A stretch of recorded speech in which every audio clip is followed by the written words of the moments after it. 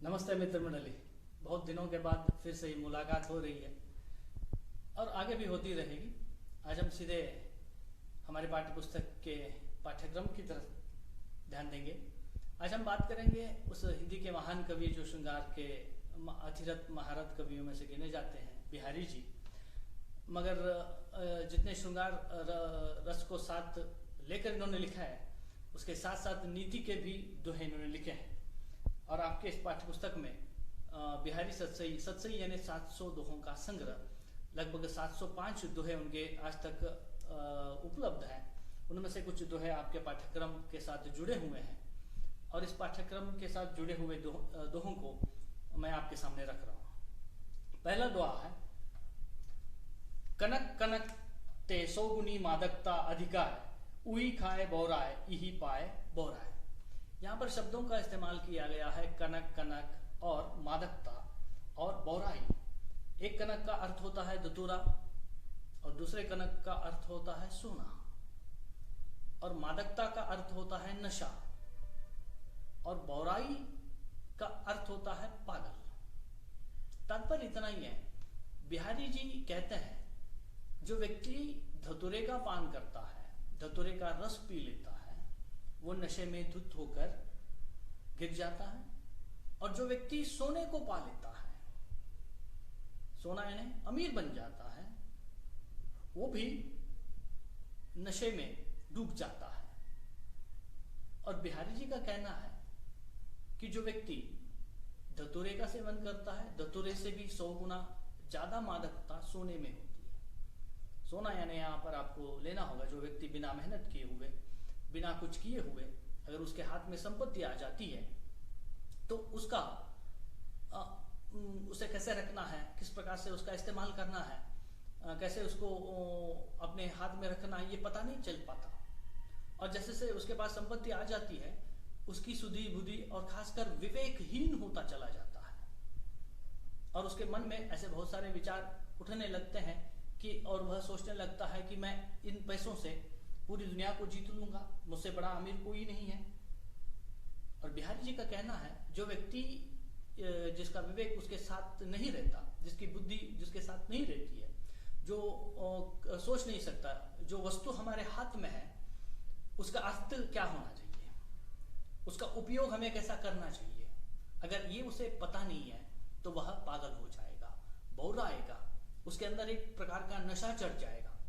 अगर कोई धतूरे के रस को पी लेता है तो कुछ घंटों में उसका नशा उतर जाता है, मगर जब कोई व्यक्ति सोना पा लेता है, जब बिना मेहनत किए हुए वह अमीर जब बन जाता है, उस अमीरी का नशा उसे उतरता नहीं है, क्योंकि उसकी विवेक बुद्धि जो है दूर चली जाती है।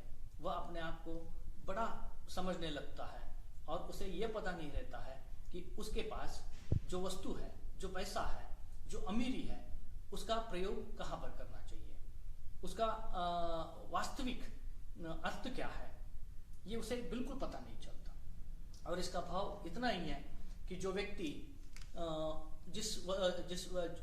कोई भी चीज मान लीजिए आपके पास है, अगर पैसा मान लीजिएगा, सोना मान लीजिएगा, कोई गाड़ी मान लीजिएगा, कोई भी चीज हो सकती है, उसका उपयोग हम कैसे करें, उस उपयोग के बारे में आप नहीं जानते हैं तो आपकी बुद्धि काम नहीं कर रही है, आप विवेकहीन हो चुके हैं। आराम से अगर करोड़ों रुपए मिल गए तो विवेक और बुद्धि के साथ उसका प्रयोग करना चाहिए। बिना मेहनत किए अगर मिलते हैं तो इंसान की बुद्धि भी बुद्धिहीन हो जाता है, विवेकहीन हो जाता है और वह समाज से कुछ दूर हटने लगता है। और मित्र मंडली, यहाँ पर आपको लिखना होगा कि यहाँ पर 2 शब्दों का प्रयोग किया गया है। एक कनक कनक का 2 बार प्रयोग किया गया है और एक कनक का अर्थ होता है धतूरा, दूसरे कनक का अर्थ होता है सोना, मैंने कह दिया।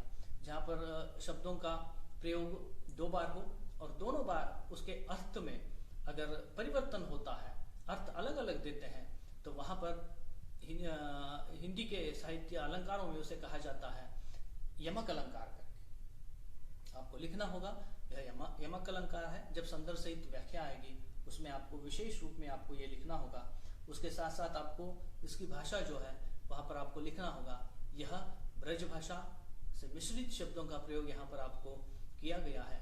और विशेष अर्थ में आपको लिखना होगा। प्रत्येक व्यक्ति को जिसके पास जो वस्तु है उसका प्रयोग कब करना चाहिए, कब नहीं करना चाहिए, इसका विशेष ज्ञान और ये नीति परक दोहा है जो बिहारी ने आपके सामने रखा है। मित्र मंडली, हम देखेंगे दूसरा दोहा जो इस प्रकार से है। अति अगाधु अति आथरो नदी कूप सरुबाई, सो ताकू सागरो जहां जाकी प्यास बुझाई।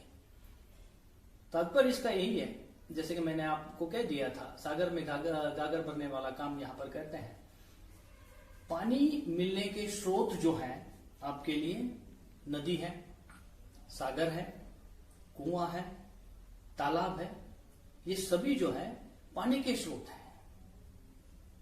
आप कहीं पर भी जाइएगा मगर समुद्र में जाएंगे तो आपकी प्यास नहीं बुझेगी। कुएं से आप प्यास बुझा सकते हैं, सरोवर से आप प्यास बुझा सकते हैं, नदी से प्यास बुझा सकते हैं, मगर बिहारी जी का कहना है, और एक बार पढ़ूंगा इसे, अति अगाधु अति आथरो नदी कूप सरुबाई, जो ताको सागरू जहां जाकी प्यास बुझाई। तात्पर्य इसका इतना ही है, इस संसार में व्यक्ति छोटे होते हैं, बड़े होते हैं, अमीर होते हैं, गरीब होते हैं, सबकी अपनी अपनी अपनी समस्याएं होती हैं। जिस व्यक्ति का संकट कह लीजिएगा या समस्या कह लीजिएगा, जो व्यक्ति उसका हरण करता है या जो उसकी संकट को दूर करता है, उसकी समस्याओं से परे कर देता है, वह उसके लिए सागर के समान है। सागर का तात्पर्य है कि उसके लिए वह व्यक्ति बड़ा हो जाता है। इसका भाव मैं आपको समझा दूंगा।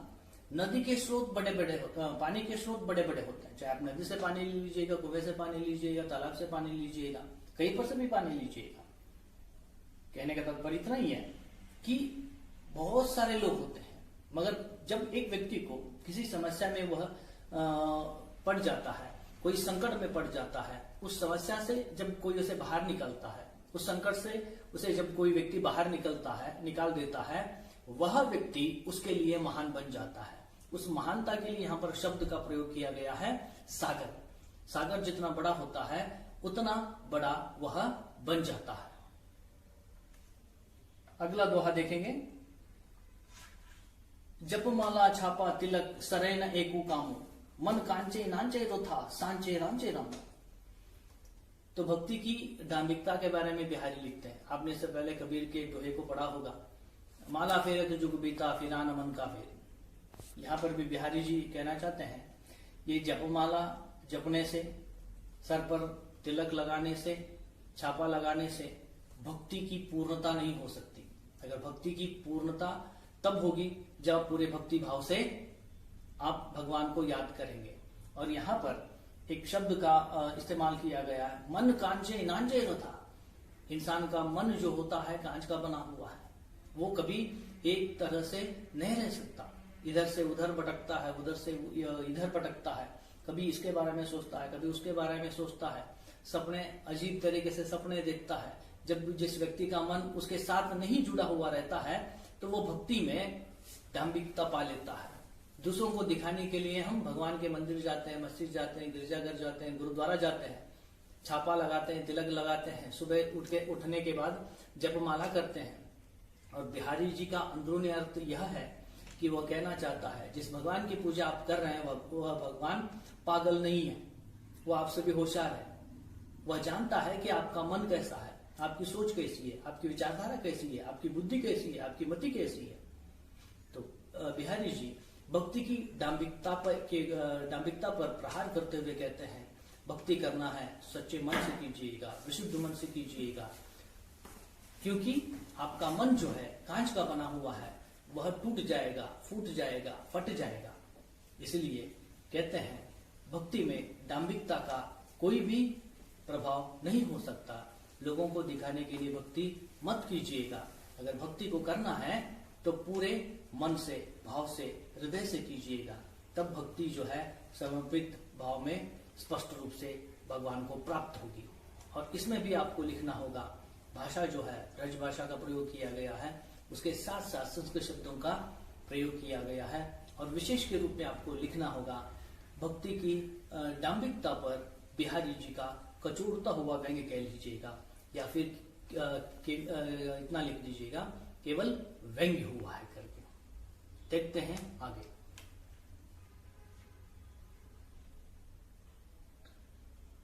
बढ़त बढ़त संपत्ति सलीलू, मन सरोज बढ़ी जाए, घटत घटत फिर न घटे, बरू समूल मुल जाए। यहाँ पर उदाहरण देते हैं, उपमेय के रूप में देते हैं। जैसे सरोवर में, तालाब में पानी जैसे जैसे जैसे बढ़ता चला जाता है, सरोज यानी कमल का फूल, वो भी खिलता हुआ चला जाता है। और जिस प्रकार से इंसान के पास पैसे आने लगते हैं, उसके जेब में पैसे ज्यादा होने लगते हैं, तो उसका चेहरा भी जो है खिलने लगता है, फूलने लगता है। तात्पर्य इतना ही है, जैसे जैसे पानी बढ़ता चला जाता है वैसे फूल खिलता है, उसके साथ साथ इंसान के पास पैसे जब मिलने लगते हैं तो उसका चेहरा खिलने लगता है। तात्पर्य इतना ही है, जिस प्रकार मन रूपी सरोज खिलने के लिए, मन रूपी सरोज कब खिलता है? जब आपके जेब में पैसे ज्यादा हो। और पानी का स्वरूप ये होता है, पानी रूपी मन बढ़ता चला जाता है और आपका चेहरा जो है कमल के समान खिलने लगता जाता है। और ये पानी धीरे धीरे धीरे कम होने लगा, ये पानी धीरे धीरे कम होने लग जाता है, तब आपका चेहरा रूपी कमल जो है धीरे धीरे धीरे कुमलाने लगता है, मुरझाने लगता है। और एक दिन जब आपके पास बिल्कुल कुछ पैसे नहीं रहेंगे, तब क्या हो जाएगा? मूल से जो है इंसान जो है कुमला जाता है, सूख जाता है, वहां से उसे निकाल दिया जाता है। तात्पर्य इतना ही है, समस्याएं जीवन में आती ही रहती हैं, मगर इंसान को एक जैसा ही रहना होगा, कभी बदलना नहीं है। चाहे सुख आए दुख आए, कोई भी किसी भी घड़ी में आपका चेहरा जो है हमेशा खिलता हुआ प्रफुल्लित रहना चाहिए। अगला दोहा है बिहारी जी का। या अनुरागी चित्त की गति समझे नहीं कोई, जो जो बूढ़े श्याम रंग में त्यों त्यों उज्जवल हुई। मित्र मंडली, यहां पर एक श्रृंगार रस से भरा हुआ दोहा है। इसका शाब्दिक अर्थ मैं बता दूं। या अनुरागी चित्त की, अनुरागी यानी प्रेमी, प्रेमी का चित्त गति समझे नहीं कोई। जो प्रेमी होता है उसकी चित्त की गति किसी को समझ में नहीं आती। जो जो बूढ़े श्याम रंग में त्यों त्यों उज्जवल हुई। और वो कहता है जो जो श्याम रंग में यानी काले रंग में डूबते चला जाएगा, वैसे यह उज्जवल बनता चला जाएगा। इसका एक शाब्दिक अर्थ है। और एक बार मैं बता दूं, अनुराग यानी प्रेमी का चित्त जो है कहाँ डूब रहा है कि किसी को पता नहीं चलता। या अनुरागी चित्त की गति समझे नहीं कोई, उसकी गति को, उसके चाल को कोई समझ नहीं सकता, उस प्रेमी के मन की। और वो कहती है श्याम रंग यानी काले रंग में, उस सांवले रंग में डूबने के बाद वह उज्जवल होता चला जाता है। तो इसको मैं आपको समझाने की कोशिश कर रहा हूं। ये एक भक्त का कथन है। तो मैंने जैसे आपको पहले कहा था, बिहारी जी सागर में गागर भरने का काम करते हैं, माफ कीजिए गागर में सागर भरने का काम करते हैं। तो तात्पर्य यह है कि एक भक्त का कथन है।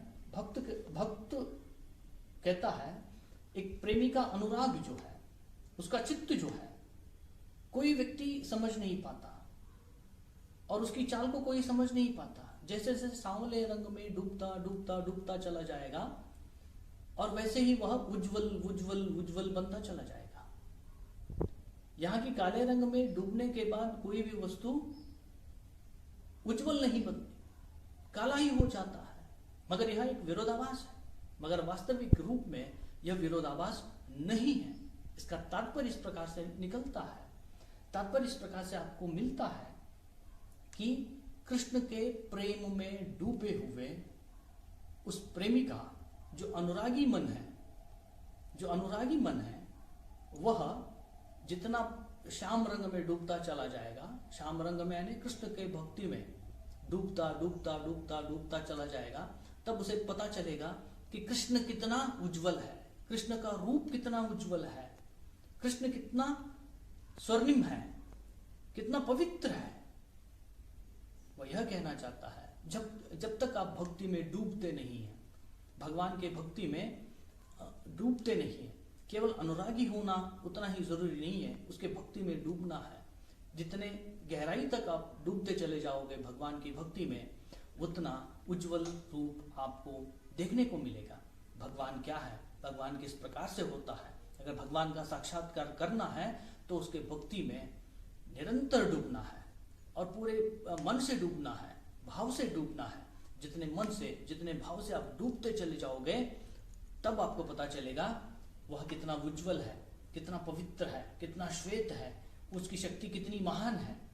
और वो जितनी गहराइयों में आप डूबते चले जाओगे, उतने गहराइयों में ही डूबते चले जाओगे, उतनी भक्ति की परख आपको मिलेगी। और तात्पर्य फिर से वो कहना चाहता है, भक्ति करना है तो मन से कीजिएगा, पूरे डूब कर कीजिएगा। तब काले रंग में डूबोगे तो तब आपको भगवान की भक्ति का विशाल रूप और उज्जवल रूप आपको मिलेगा। यहाँ पर बिहारी जी इस दोहे को आप श्रृंगार रस के साथ देखना चाहिए, क्योंकि यहाँ पर वो अनुरागी की बात करता है, चित्त की बात करता है और डूबने की बात करता है। और श्याम रंग में डूबने की जब वो बात करता है तो यह केवल एक भक्त कवि लिख सकता है। और उसके साथ जुड़ा हुआ बिहारी जी का विशेष उसकी कला जो है श्रृंगार रस की, वो यहाँ पर आपके सामने वो रखता है। इसलिए काले रंग में डूबने के बाद कोई काला नहीं होता। काला रंग में डूबने की वजह से वह वास्तविक भक्ति जो है, कृष्ण की भक्ति में डूबने के बाद वास्तविक कृष्ण का उज्जवल रूप उसे मिलता है, कृष्ण की महानता उसे देखने को मिलती है, कृष्ण का विशाल रूप उसे देखने को मिलता है। इस संदर्भ में वो कहते हैं, या अनुरागी चित्त की गति समझे नहीं कोई, जो जो बूढ़े श्याम रंग में त्यों त्यों उज्जवल होई। यहाँ पर भी आपको भाषा के रूप में आपको लिखना होगा। फिर से ब्रज भाषा का प्रयोग इस दोहे में हुआ है और उसके साथ साथ भक्ति की वास्तविक अर्थ आपको मिलता है। हाँ तो मित्र मंडली, यहाँ से निकलने से पहले आज हमने जिन दोहों को देखा उनके बारे में हल्की सी झांकी में आपके सामने प्रस्तुत करना चाहता हूँ। पहला दोहा हमने देखा, कनक कनकते सोगुनी मादकता अधिकाय, उई काय बोराय ई पाए बोराय। तात्पर्य इसका इतना ही है, कनक यानी धतुरा, एक कनक यानी सोना, यानी जब संपत्ति किसी को मिल जाती है तो वह अपने विवेक को खो बैठता है और वह बिल्कुल उसे पता नहीं है कि जो संपत्ति मेरे पास है, जो चीज, जो पदार्थ मेरे पास है, उसका उपयोग कैसे करना है। अगर वो उपयोग को करना नहीं जानता है तो वह समाज के लिए ठीक व्यक्ति नहीं हो सकता। अगर वो अपने विवेक को खो बैठता है तो उसका कोई लाभ नहीं होगा। और दूसरा दोहा हमने देखा,